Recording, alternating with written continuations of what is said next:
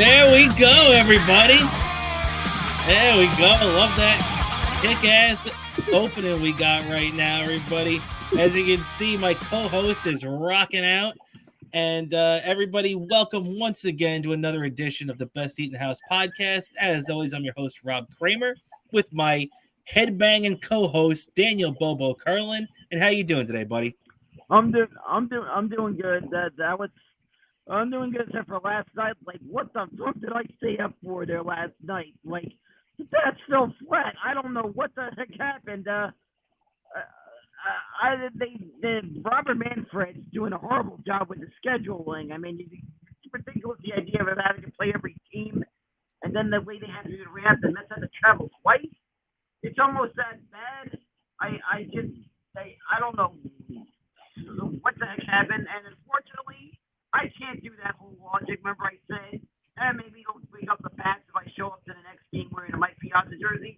It's not like I can magically show up tonight at Denver, Colorado, in order to do that. So it's like, I don't know what to do. I think it might be too late to get a milkshake at McDonald's to offer the Grimace a milkshake.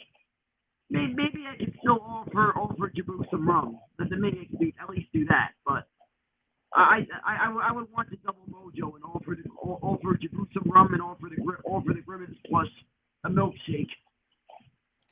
Yeah, well, man, you made a pretty good point there with Manfred sending these guys all across the country. When you look at the amount of miles and time the Mets is spending, think about this. It's over a 10-day span.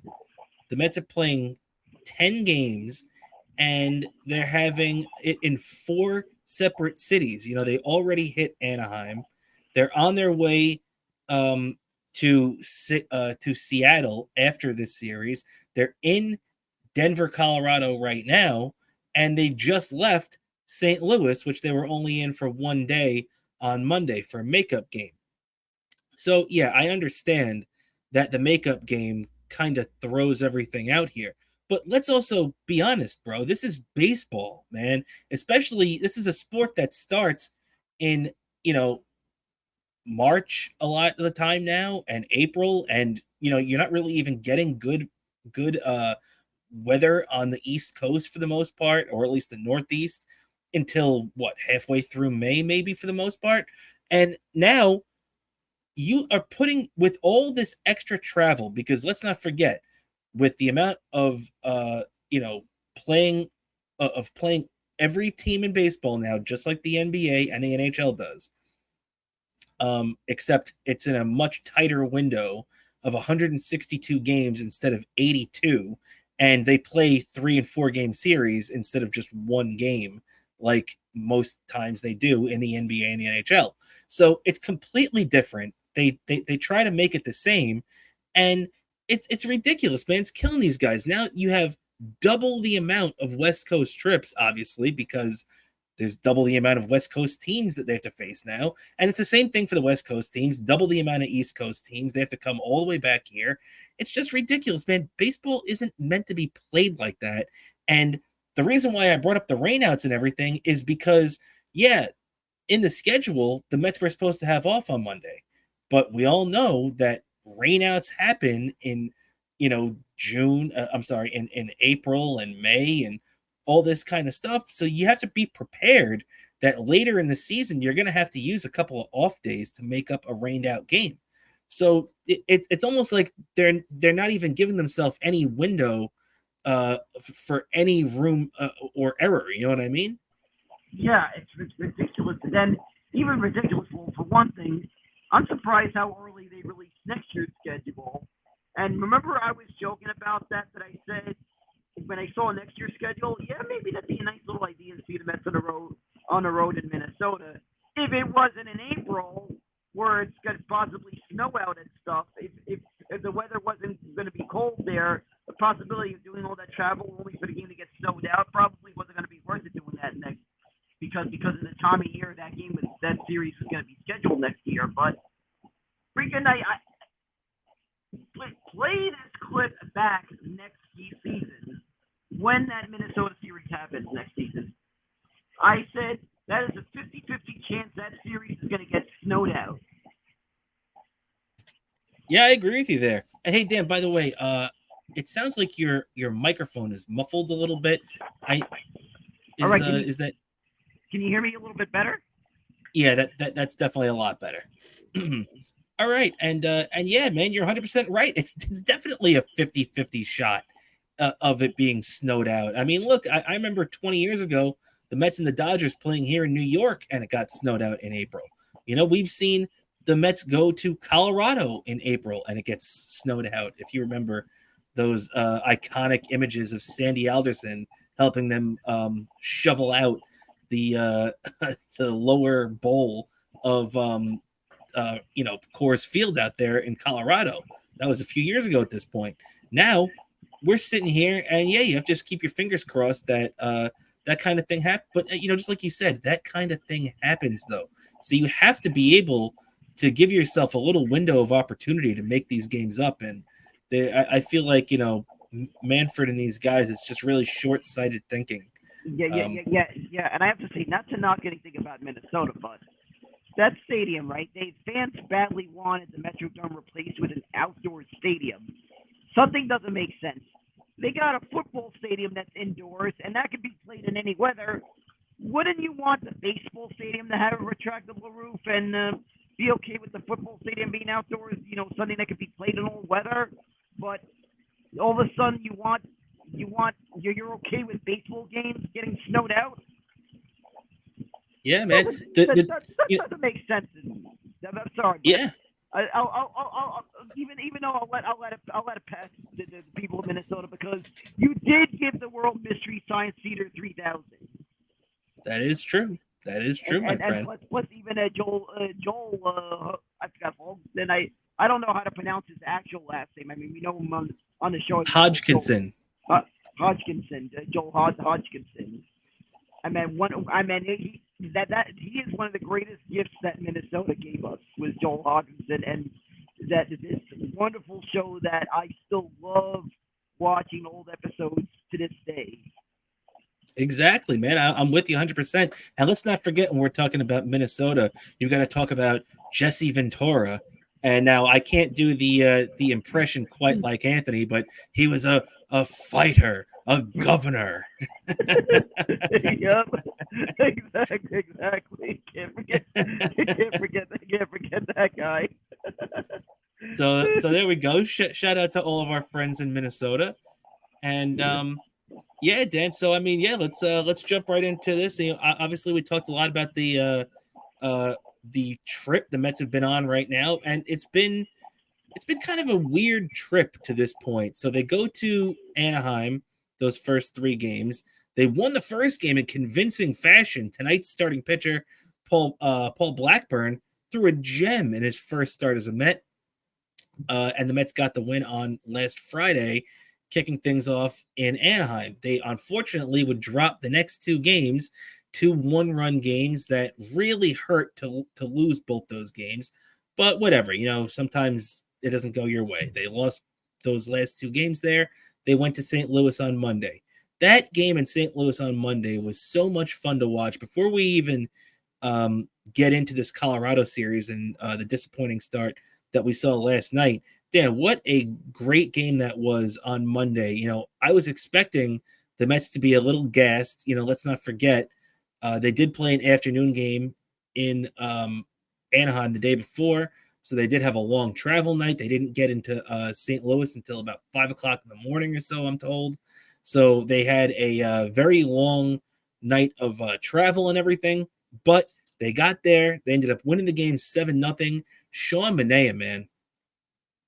Sean Manaea threw an absolute gem in their 6-0 win. As you can see, I put it against Severino here, who had a stinker last night in the opener.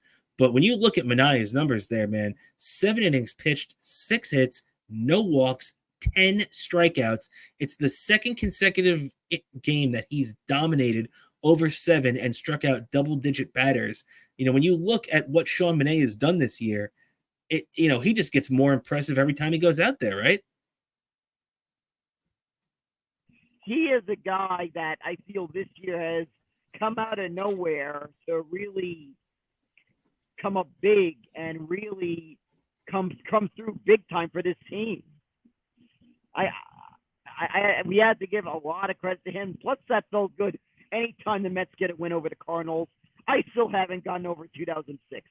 I'll still boo every member. Even ever since the 2006 NLCS Game 7. Unfortunately, I had saw it in person, experienced that loss in person. I was at Shea when it happened. Since then I was booing. I would continuously, from that moment on, booed every member of the 2006 Cardinals anytime there was a game again, and one of the players, if they were still on the Cardinals or whatever team they were on, if we were facing, one of them was a player, I'd be booing them. I was booing Albert Pujols his last visit to New York. I was booing him, and not only that, a couple of weeks ago, a few weeks ago, during a NASCAR race, it was in the St. Louis area. Adam Wainwright was the guy who gave the command that "Gentlemen, start your engines." I booed the shit out of him, and I probably would have caught a lot of flack from people in that area if I was in the stands that day, because I still would have booed him. And also another thing, this is back when Albert Pujols was on the Anaheim Angels. I was visiting O&A in Cleveland, right? And one of the things I did that weekend, I attended a game there. It was a game, the Cleveland Indians were playing a game against the Anaheim Angels. I was booing Albert Pujols when he was at bat, and some Cleveland fans were wondering, they were wondering why this guy that really didn't have any rooting interest in the game, but why he was booing Albert Pujols. And I told someone, I said, I haven't gotten over the 2006 NLCS. That's what I responded to that fan and asked me why I was booing Albert Pujols every time he was at bat. I explained that. Now, Dan, let me ask you a question. When you attended that Angels and Indians game, were you wearing any Mets gear? I was wearing a Mets cap that day. Oh, that's a faux pas. That's a faux pas, my friend. You can't. That's like the guy that goes to a Mets Braves game and wears a Yankee hat. You can't do that. Well, I was a visitor, and I didn't. But yeah, I went there. I was visiting, and I was booing. That's probably every at bat Albert Pujols at that game. At every one of the bats probably heard me too, because of how close those seats were. Those tickets were dirt cheap behind the visiting dugout. The Cleveland is one of those stadiums that the visiting dugout is on the first base side. So it was he probably might have heard me because of how close those seats were. And this was dirt cheap. Like, I paid like $15 for these seats for that ticket. That's awesome. Yeah. But yeah, man. I mean, so obviously it's been an up and down road trip, like we were talking about. So you had the good with Manaea yesterday, throwing a gem. Obviously, Severino came back down to earth yesterday when they won 6-0 in St. Louis. They dropped the opener in Colorado 6-3. So let's start there, Dan. The Mets dropped that game in Colorado. Now, look, on one hand, Luis Severino has been one of the Mets' better pitchers this year. I'm not going to sit here and criticize him for losing a game in sorry about that. I'm not going to sit here and criticize him for losing a game in Denver. Any baseball fan, especially guys like, mine and your age that grew up with a team in Colorado. And we've seen pretty much for most of our lives, pitchers specifically struggle in Colorado on that atmosphere, and the hitters just rake. So I don't want to sit here and knock Severino for that bad start. But what I do want is to take a look at Severino over a longer period of time, because let's not forget, he did have a rough start yesterday, but his start before that wasn't great either. 3 innings, 6 runs against the Minnesota Twins. He did have a decent start before that against the Braves, 5 innings, 2 runs, but it goes back even further than that, Dan. Over Severino's last 7 starts, he's 2-3 with a 5.87 ERA. Now, look, we know right now we're dead in the middle of the dog days of summer. There's a reason why they call it that. You start to really feel the wear and tear on these players' bodies, and you see it, play out in real time a lot. So my question to you is, should the Mets be concerned with Luis Severino? Or like, do you think that maybe, hopefully soon, hopefully a lot sooner rather than later, he's going to straighten himself out and catch his breath and finish off the season strong? Or do you think that maybe Severino, we've seen the best of him this year already? I think he's going to finish off the season strong. I just think there's just that kind of like thing that kind of pitchers are going through. And I just feel like Severino's been pitching deeper into games than he's been during his last couple of years with the Yankees, injuries, whatever, everything he's been going through. He's just finally pitching to what you would normally be pitching without going through those things. And it's just what it is. He hasn't had one. He's been chased so many times with the Yankees, and he's just pitching better, and it just happens sometimes. The kind of, I guess, the dead arm kind of thing, but it's probably going to subside. Yesterday's start, there was signs of him pitching well. I just feel, unfortunately, the offense on the other end, because I feel in Colorado, you kind of had to. You can't really go into Colorado with the bats cold. And this is a stretch we need to take 2 out of 3 of. So hopefully we wake up the bats, and keeping my fingers crossed. I mean, they scored 6 runs in Colorado in St. Louis the day before.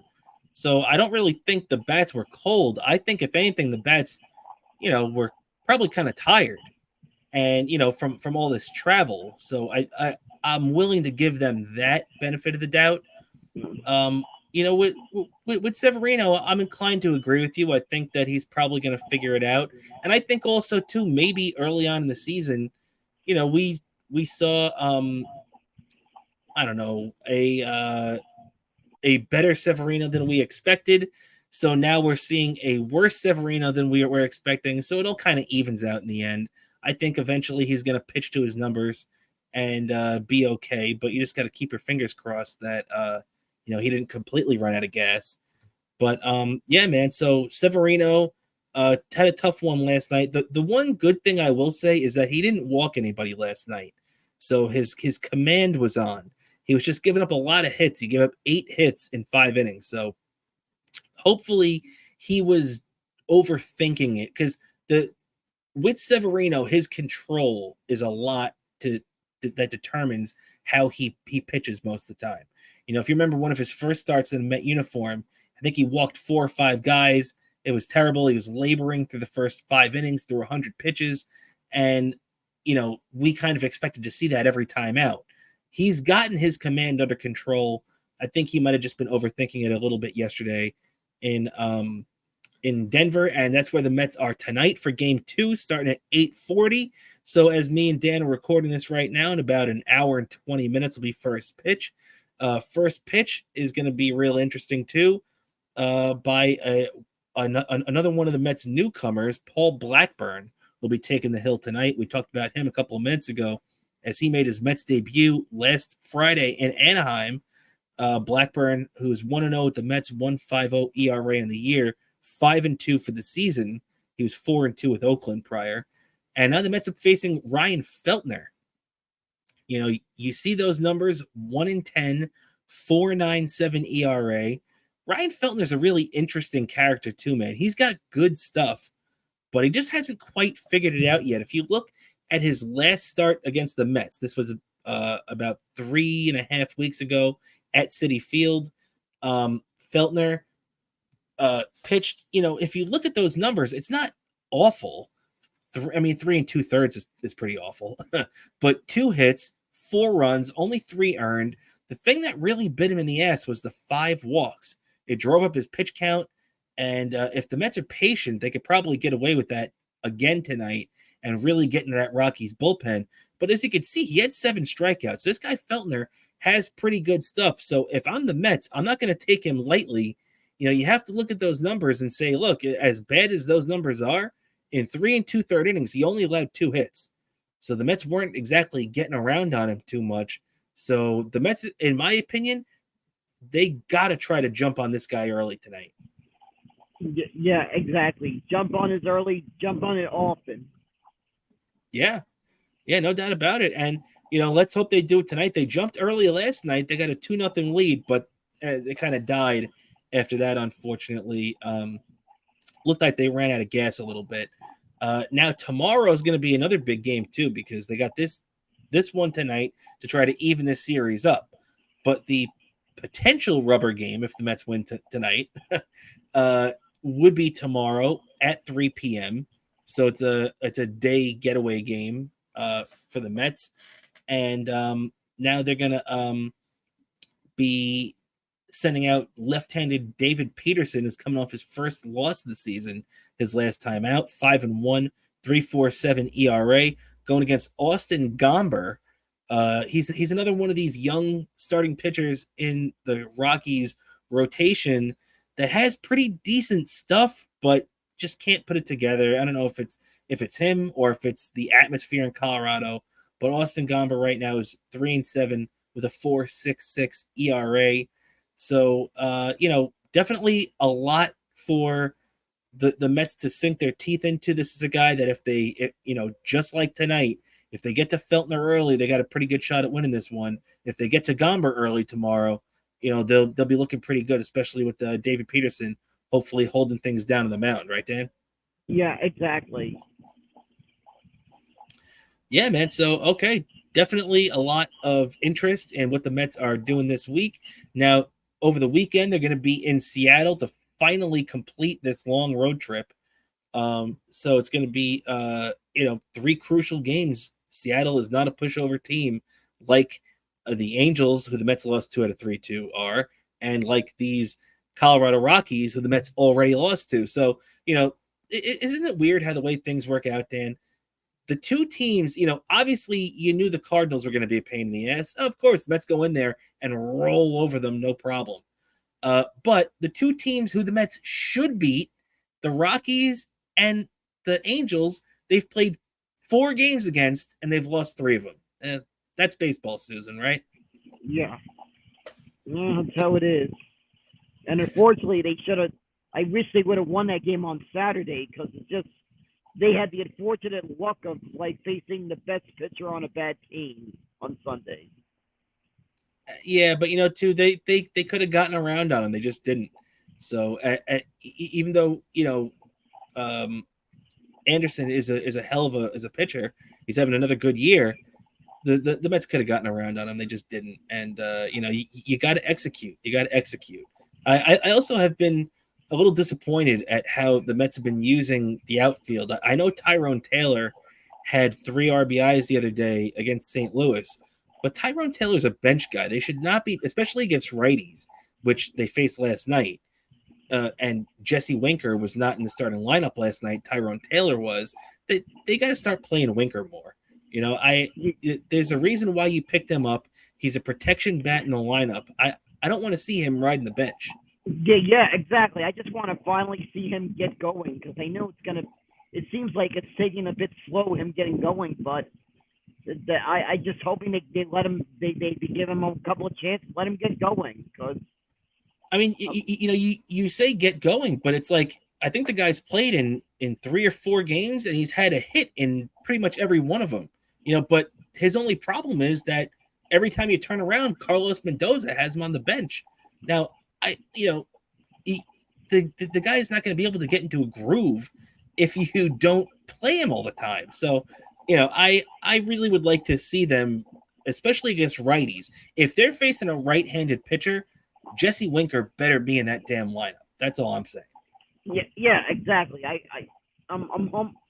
just have a feeling his big moment is yet to happen. I agree. And I just have a weird, gutsy feeling that if the Mets get into the playoffs, he's gonna have some big moments in October. I have just a weird feeling that if that's gonna happen, if the Mets get into the playoffs. Hey, from your lips to God's ears, Dan. No doubt about that. Yeah, yup, So and if things go out and how we hope it ends, maybe it'll change a whole different memories of Jesse Winker. yeah, yeah, exactly. He could go from a City Field villain to a City Field hero, just like that, right? Yup, exactly.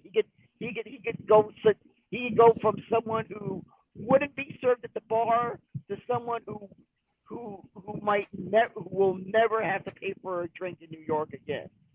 Yeah, he could go from the proverbial outhouse to the penthouse, as they say, right, Dan? Yeah, exactly. Oh man. So all right, I think we set our piece on the Mets. A lot to get into with them. They obviously are on this long road trip, so they're on the final leg of it now, and let's hope they can get the job done tonight in Colorado. Now, the other team in New York, the Bronx Bombers, they are having a doubleheader today. They got rained out yesterday against the team the Mets played over the weekend, the Anaheim Angels, the Los Angeles Angels of Anaheim, whatever the hell you want to call them. Now they're in the Bronx, and they got rained out last night, so they played a doubleheader tonight, and they ended up winning Game 1 5-2. Luis Gil threw 5 shutout innings, and the Yankees took Game 1. Well, I wrote that while it was still going on. So the Yankees did take Game 1 5-2. Game 2 will begin in just a couple of minutes. So the Yankees have that in their back pocket. Gil gets his 12th win. Clay Holmes gets his 24th save. So that's big for the Yankees. And it's really important for the Yankees to keep this going too, because they took 2 out of 3 from Toronto, got rained out last night. They played the doubleheader today. If they could sweep this doubleheader today and have these 2 big back-to-back series victories, and that's what the Yankees have to do, man. They're still tied atop the AL East with the Orioles for first place, and you just got to keep stacking those series victories, because at this point in the year, that's the only thing that matters. Yeah, exactly. That's what you got to do. If you keep stacking these series victories, you're probably almost assured of getting in. Yeah, yeah, and the Yankees, for the Yankees to really be a threat, in my opinion, to go deep in this playoffs. And let's be honest, the Yankees are in a good spot right now because they don't have a big target on their back at the moment. If they were running away with things, they'd have a target on their back, like the Phillies have, like the Dodgers have. But the Yankees really aren't in that mode quite yet. So you got to give them credit, though. They're still hanging in there. But now when they look at, and you turn your attention to the Yankees game 2 now, pitching matchup, as it's just getting underway in a couple of minutes. It's going up against former White Sox first-round pick Carson Fulmer, who's pitched mainly out of the bullpen this year. He was a starting pitcher for years. He dealt with a lot of injury problems and inconsistencies. His time in Chicago didn't really work out. Unfortunately, he was the 8th overall pick in, I believe, the 2015 draft. So it's been a long time for Carson Fulmer. And he's getting a start tonight at Yankee Stadium against Yankee farmhand Will Warren, who spent most of the year in AAA, but he's coming up to make the start for tonight game. He was the extra man that the Yankees could bring up for the doubleheader, the 27th man. So the Yankees will run him out there for game 2. So what do you think about that pitching matchup, Dan? When you look at, even though the Yankees are running a guy out there in Will Warren that, is basically a minor league pitcher, facing a guy like Carson Fulmer, who hasn't really had too much success at the big league level, especially this year as a starting pitcher, the Yankees should be doing everything they can to put up runs early and back Will Warren up to lock this game down, right? Yeah, exactly. I think this game might be some kind of.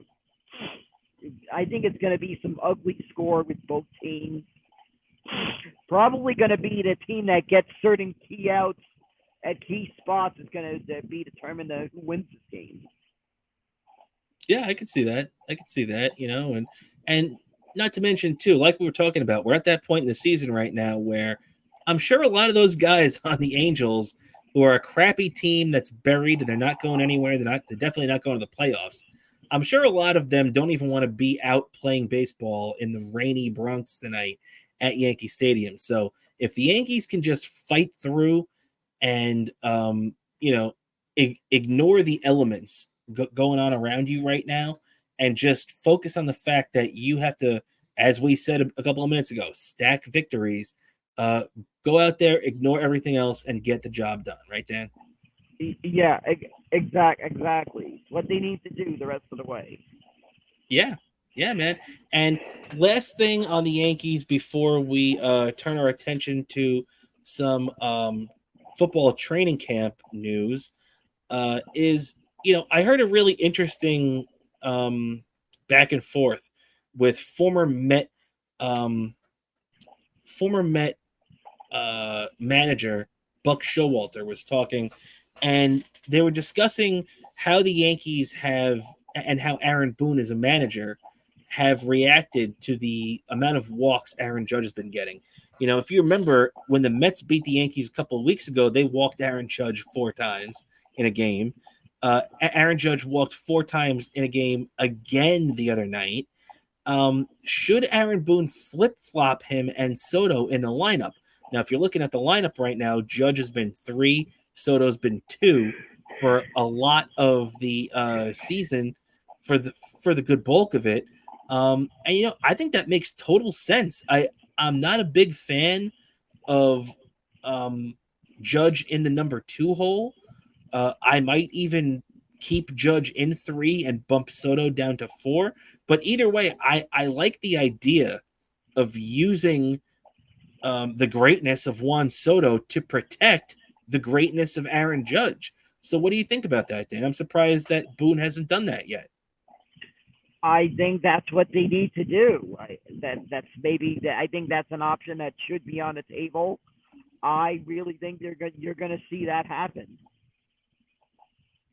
Yeah, yeah, I agree with you, Dan. And yeah, that's going to be something that you have to keep your eye on as a Yankee fan right now. Hearing Buck talk about it made all the sense in the world. Um, I guess we'll have to see what Aaron Boone has in mind. When you look at the lineup the Yankees put out there today, they once again went with the same thing in Game 1. They had Judge starting starting as the DH, Soto in right field, and Soto was batting second, while Judge was batting third. So I guess we'll see if they release their lineup yet for Game 2.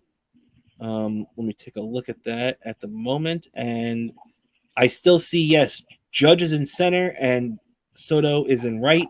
And they both are in the same spots, 2 and 3 in the lineup. So I guess Aaron Boone isn't taking that bait yet. But, and I guess to be honest, with the way Aaron Judge has been hitting, I can't really blame him for not wanting to move Judge around the lineup.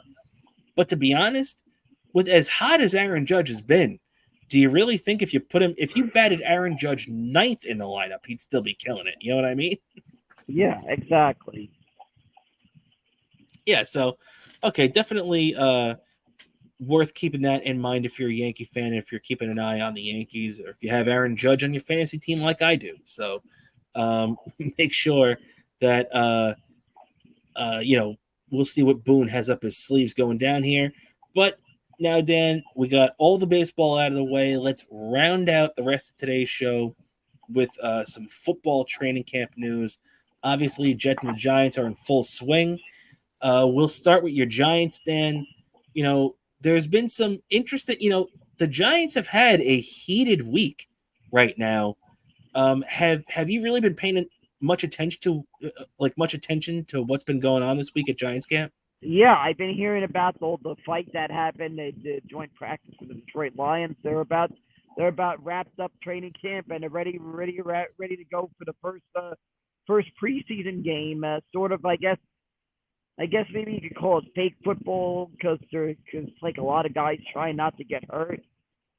So you might see guys holding back, but also This is going to be a big test to see how if we finally have the offensive line to protect the quarter that can protect the quarterback, and also this is going to be the first time we'll see if Daniel Jones is finally gotten the rust off because it's looked like all the reports I've been seeing from training camp from various Giants people I've been seeing on social media is that Daniel Jones looks like he's finally starting to get the rust off finally.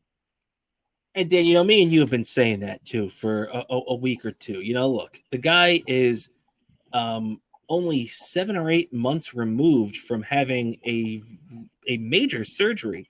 The ACL surgery that he had was, they even said that for a lot of guys, the recovery time is 9 months. So he's still even in that window right now where a lot of guys wouldn't even be ready yet. So the fact that he's participating in practices and in training camp, and they don't have any, he's not in the, he's not on the pup list, as we'll talk about in a minute with the Jets and their wide receiver Mike Williams. The pup list is the physically unable to perform list. Now, usually you list that at the beginning of camp for a guy that you don't really want to expose to getting hit or, going full bore early on, this early in camp, and then they take the reins off later. Well, Daniel Jones has never been added to that, so you got to give Jones credit for that. And he's gonna be good. Eventually, he's just gonna shake that rust off, right? Yeah, exactly. And it's going to be a big question of the offensive line being able to give Daniel Jones enough time to throw the ball. And I said it before, this offense is going to be a big hill to climb for Daniel Jones, being the fact that the Giants have lost Saquon Barkley to free agency, which kind of alleviated that pressure for Daniel Jones to get those throws because he was able to have to make less pass plays. Now he's going to be in a situation out of his comfort zone, having to make more pass plays, and that kind of gets me nervous with Daniel Jones because I kind of had question mark what he can do on pass plays. Oh yeah, it's true, and you got to have that pass protection there. So the Giants' offensive line is going to be a major factor in how they perform this year. Especially specifically from an offensive standpoint. And Dan, me and you were talking about hills to overcome for the Giants and things. And you mentioned that the fight-filled practice they had with Detroit. So did you see too that and look, I've seen a lot of heated practices. Even the Jets at their one the other day where it wasn't a joint practice yet. They're having that on Thursday, tomorrow, or today, if you're watching this on YouTube, the day we release it. The Jets and the Commanders are having a joint practice tomorrow. The Jets, though, did have a really fight-filled one the other day, too, between their own team, just their own internal guys, where Robert Saleh had to even call it for a second and say, hey, guys, take it easy. We're all on the same freaking team, right? Well, it didn't really have that opportunity for the Jets, for the Giants and Detroit Lions earlier this week. So much so it had to be stopped multiple times. And the NFL actually levied, I've never heard this before, a $200,000 fine on each team because of the fights. Now, look, I'm not saying maybe the fights got a little ridiculous and this is just to say, hey, guys, knock it off a little bit. But this is what NFL training camp is about. Anybody, even I remember playing football as a kid. These are things that happen, especially when you're out practicing in August and it's 95 degrees out and you're sweating your ass off and, you're fighting with another guy. You're fighting for your spot on the team. And for these guys who are professionals, a lot of these guys are fighting for their livelihood and for a paycheck in the regular season. So it's kind of surprising to me that the NFL stepped in because a lot of the times the coaches are on the sidelines trying to get these guys starting to fight because they want to get that emotion out of these guys. They want to get these guys invested. So what did you think when you heard about this fine being levied on the Giants and the Lions? I just thought it was ridiculous. I just feel that just these guys are just getting a little bit of a competitive nature out of their system because it's just the first time they're just against an opposing team. Yeah, I mean it's not a sterile. Me and you on our Patreon show this past Sunday, which by the way, if you want to check out our Patreon, it's patreon.com/best eat in the house podcast, $5 a month. We appreciate anybody that checks it out. But on our Patreon show on Sunday, we were talking about that exact thing, Dan. So it's just funny, how quickly things turn around because we were talking about how you want to get out of a sterilized environment where you have these practices against the same guys that you're going to war with every day. So, a lot of the times it doesn't really get that emotional. And when they finally bring in these other guys to ramp up the excitement, now the NFL's throwing fines at them. It's just stupid. Yeah, it is. It's just stupid. And also, I speaking of football, of course, a Sunday show, you're gonna have me. It might be a bit later, it might be pushed back to Monday, but I'll be talking about a little visit I'm making to the because mom wants one of my relatives wants to visit some relatives and wants to visit some one of my relatives wants to visit some friends in a friend in Ohio or something. Is having me tag along. It happens to be near the Football Hall of Fame.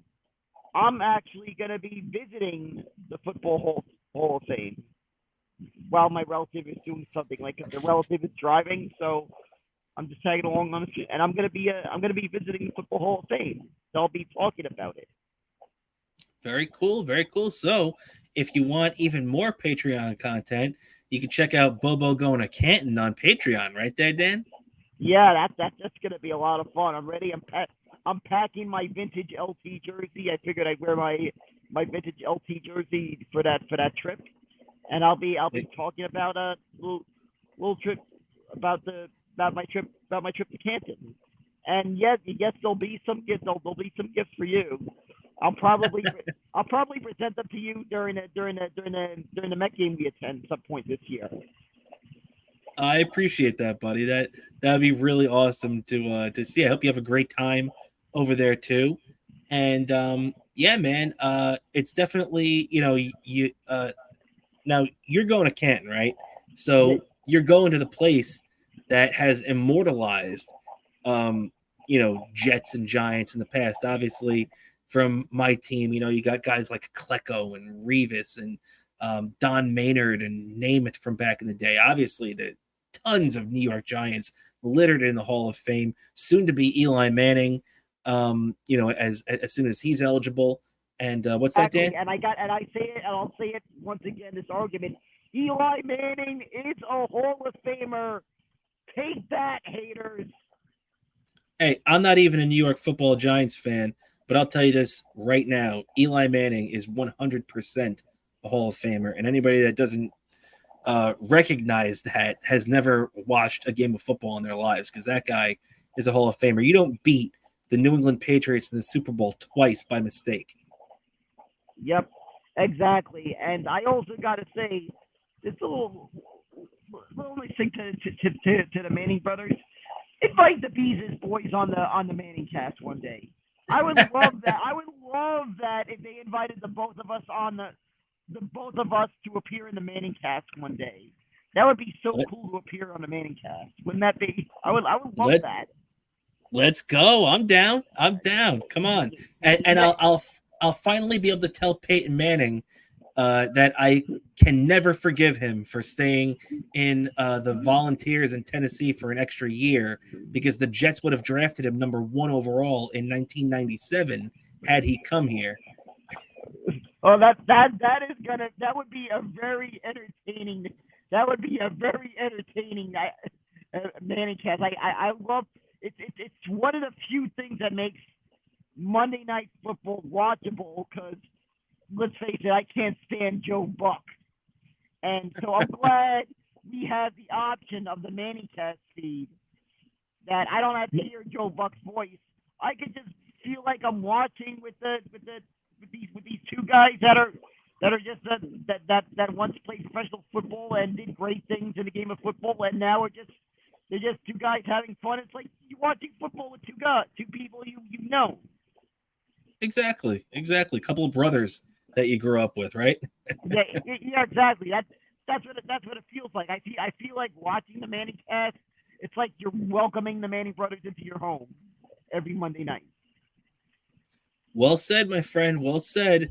And one guy, as we were just talking about the Hall of Fame and everything, with Eli possibly going in there, and all the Giants and Jets that are littered amongst there, a guy that is looking to etch his name in there, maybe one day, 20, 25 years, however long from now. Um, the Giants rookie wide receiver, Malik Neighbors. He showed his potential. Dan, did you see this catch earlier this week where he made a great leaping catch in the end zone over the Lions cornerback? And then that kind of started another one of those fights that the two teams had.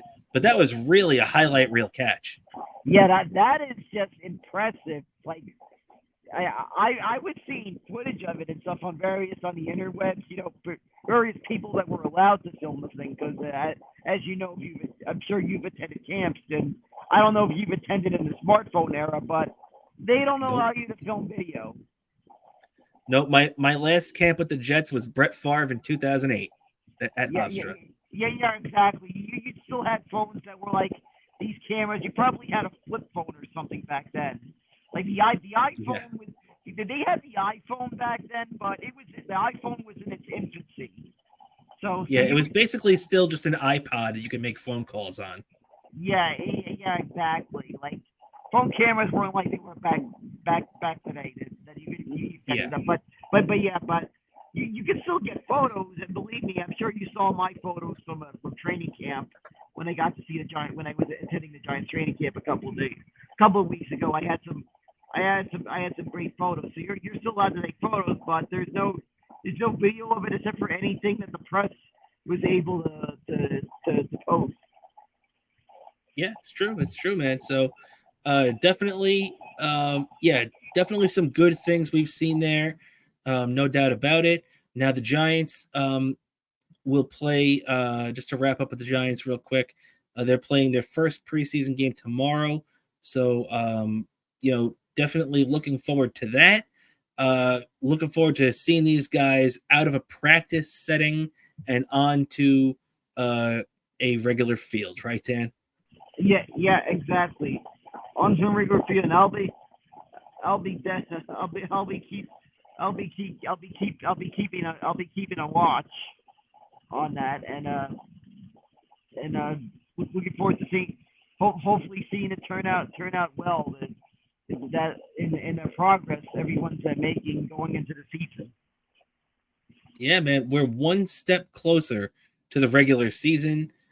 Can't wait for the regular season now. This has been for me, this football season ended on September 11th last year, 3 plays into the year when Aaron Rodgers got hurt. I kind of had to force myself to watch the rest of that year, as devastated as I was. But we are so close to regular season football again, Dan. The first step is the preseason. The Giants get that underway tomorrow night. The Jets now will kick off their preseason on Saturday afternoon. But before we get to that, they still are having this contract trouble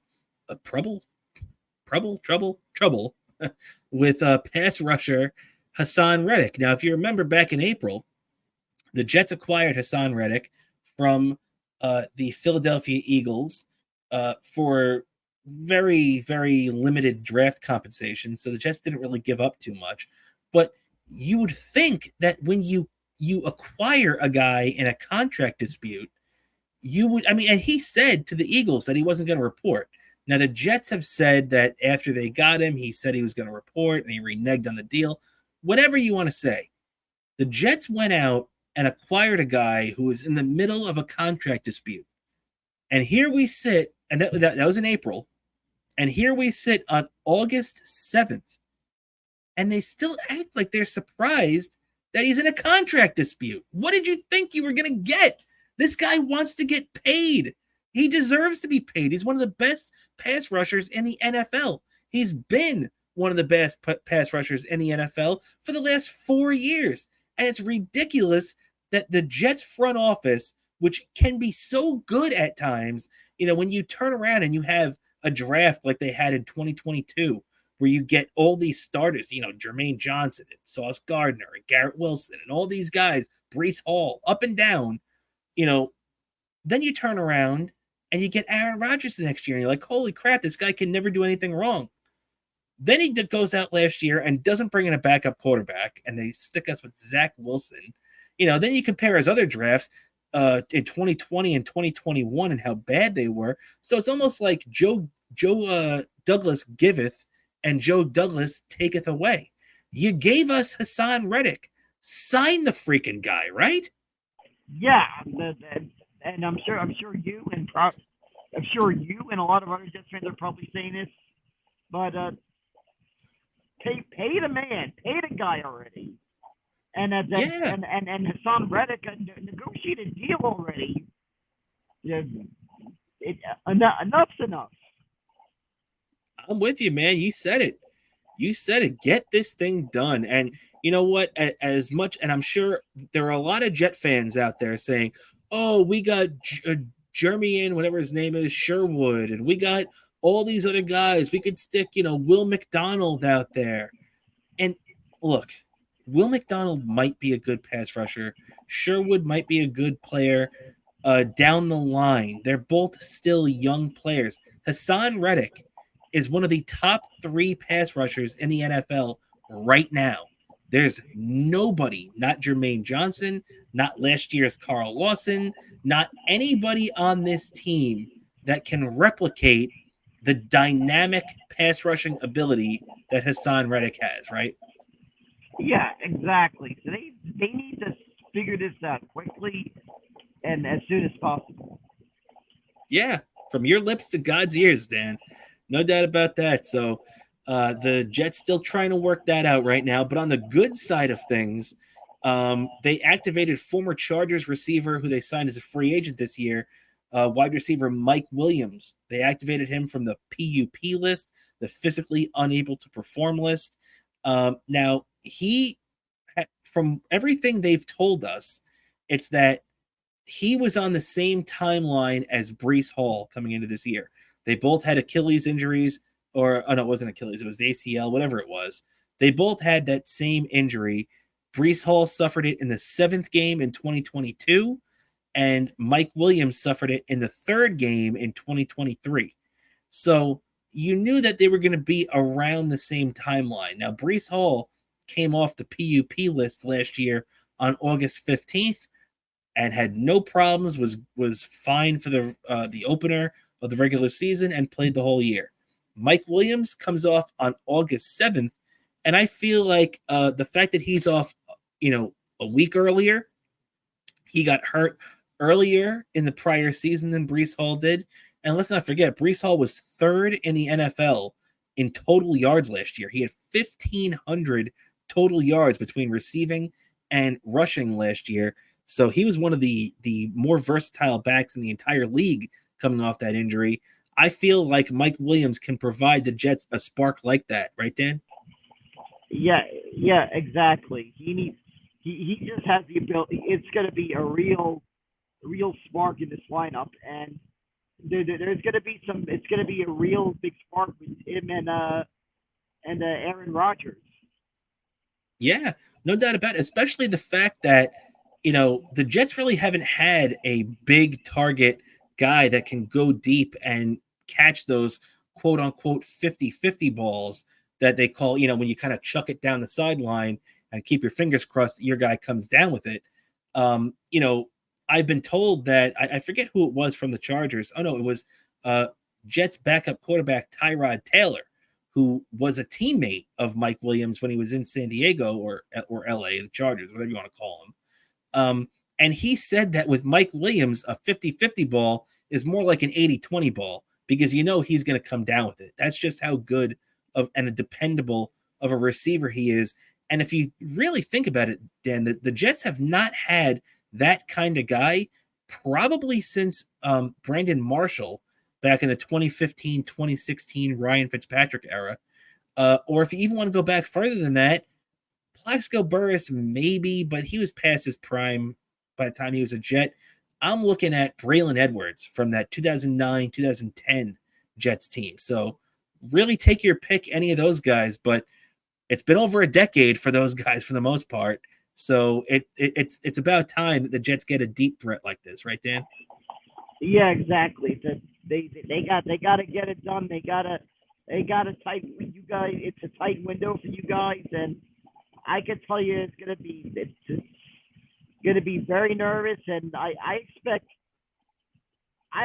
you to see your team in this quite a bit further into the season, as long as things don't, you guys don't get a disaster like what happened in the beginning of the season, which I just felt like, oh my God, am I gonna have to call? I'm gonna have to be the emotionally support Robert when I saw that game, because I just knew I had to do the whole put the emotional support hat on that, and just just find the most adorable pictures of Mr. Malooning, of my dog Mr. Malooning, to calm you down. Yeah, I definitely need that. No doubt about it. And hey, as long as the Jets last longer than 3 plays this year, I'll be much more happy than I was last year. Because boy, that was as bad as a sports injury as I've ever taken in my life. And now when you look, Dan, so obviously tomorrow we talked about your Giants opening their preseason slate. The Jets actually open up on Saturday, like we said, at noon, which is weird. I kind of like the noon start for the Jets on Saturday, but they're now the Jets are going to have their joint practice with the Commanders tomorrow on Thursday. So that's going to be really interesting too, because now you're going to have the Jets finally with that extra kick in the ass, like we were talking about with the Giants, where now you're going against guys not on your team, not in that sterilized, area of practice. So it'll be good to see how the Jets react to that, and then it'll be really cool, in my opinion, to see how everything looks on Saturday afternoon against the Commanders, right? Yeah, exactly. It's just gonna be a real interesting scene. How all this turns how all this turns out. It's gonna be a lot. I don't usually keep track of preseason that much, but I might be taking a look at the Giants preseason game tomorrow a little bit, because there seems to be a lot. There seems to be a lot going into this, so I might be taking a look. So we'll see how it turns out, and it's gonna be an interesting couple of weeks, and it's gonna be a nail biter of a season, and I expect the Giants to at least be in this most of the entire season, at least. Well, let's keep our fingers crossed, Dan. We got the Jets and the Giants having long, interesting seasons this year. Now, that's all we got for the football portion of our show. We're pretty much done, Dan. But there's one more thing I did want to add before we get out of here today. I did see this, and it made me really happy to see it. This is a guy that deserves it. This is a guy that we're talking about our teams playing long, relevant seasons. Well, right now, the New York Knicks upcoming season should be at the best season they've had in 20 years, no doubt about it. And it's there's a lot of pressure going into this year. But one thing the Knicks did, I thought this gesture made a lot of sense, especially after the concession he made to sign that extension a couple of weeks ago. But the Knicks have officially named Jalen Brunson as the team's 36th captain in the history of the New York Knicks. Congratulations to Jalen Brunson. It's very much deserved and very much earned, and really can't wait to see what the new captain of the Knicks looks like going out there leading the team next season, right, Dan? Yeah, I can't wait. I feel like he's just got this chip on his shoulder, like this. I don't know, this fire after the Knicks came up. We came up short last year. I just felt like we just came up. We did not, like, it's probably got under his skin, that second round exit, that there's going to be more than that accomplished last year, and he just wants it to this time get the job done. There's just something about it.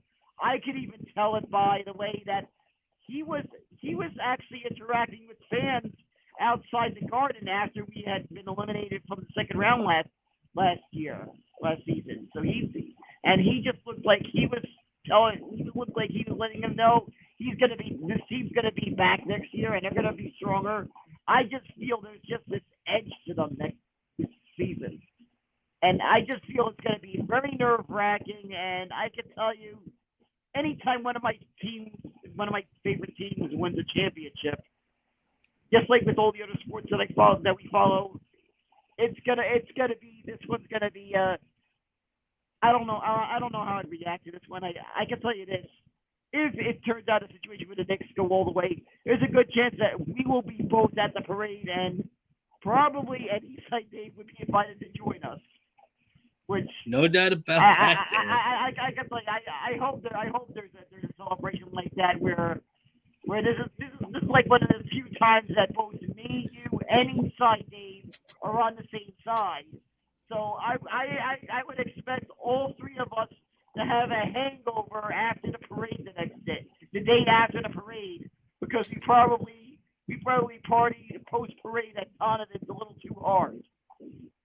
Hell yeah, Dan. You're right about that. We got a lot to look forward to this year with the New York Knicks, and naming Jalen Brunson the captain is the first piece of business that they crossed off the list this year. So congratulations to Jalen, and can't wait to see what they have in store for us this year. And as for us, Dan, that's going to do it for us this week on Best Seat in the House podcast. Thank you, everybody, once again for tuning in and hanging out with us for this show, for another episode. Dan, before we get out of here, do you have anything you'd like to plug for yourself? Sure, I definitely got to plug my Twitter account, Bobo103NYC. Follow me there. Instagram, Bobo718D. Bobo718DK. It's also the same username on Threads. Also, YouTube, one word, Daniel Curlin. Patreon subscribers, get 2 weeks early access to my videos whenever you see stuff posted by me on YouTube. So you definitely got to check that out, or get early access to my videos. Also, of course, Bobo's Trackside Minute will be returning sometime after this weekend. Of course, I won't be able to get to see the race until I return home, because I'm having it recorded on my DVR. The race at Richmond International Raceway, I believe it is, in Richmond, Virginia. But I'll be talking about it after. I don't get why they need to take 2 weeks off. 2 weeks in a row off, but it's some stuff the network does, because NBC wants, and then and then USA, the two networks that broadcast the NASCAR race during the second half of the season, they want to free up the network space because of their crazy expanded Olympic coverage. But this is the first time I've seen. This is the second time I've seen them ever have to do this with NASCAR. Pause the NASCAR season for 2 weeks in a row. I know they sometimes get some weeks off, but 2 weeks in a row. Why are they doing this to the NASCAR community? But that's what's happened. But I'll be talking about the resumption of the 2024 NASCAR Cup Series season. All right, so keep your eyes peeled for that, everybody, and that's going to do it for us today. Don't forget, you can check us out on Twitter at @bsithunderscore_podcast. You can check me out at Cramer NY, and don't forget to check us out on Kick and Patreon. Kick and Twitch as well. You can check us out on Patreon, though, patreon.com/Best Seat in the House podcast. Once again, thank you, everybody, for tuning in with us. Can't thank you enough for all the support. We'll be back on Sunday on Patreon if you want to join us. If not, we'll be back, as always, right here for free on YouTube, like we are every Thursday. So for the Best Seat in the House podcast, I'm Rob Cramer. This is my co-host, Daniel Bobo Curlin, and we'll catch you next week, everybody.